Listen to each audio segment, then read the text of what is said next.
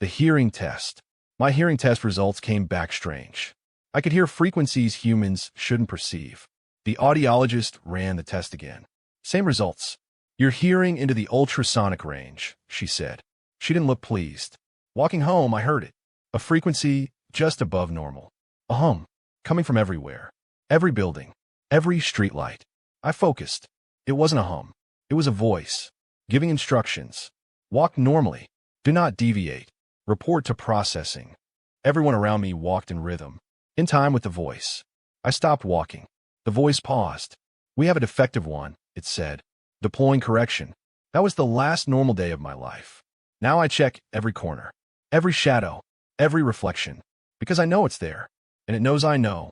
The only thing keeping me alive is that it seems to enjoy the chase. But I can feel it getting bored.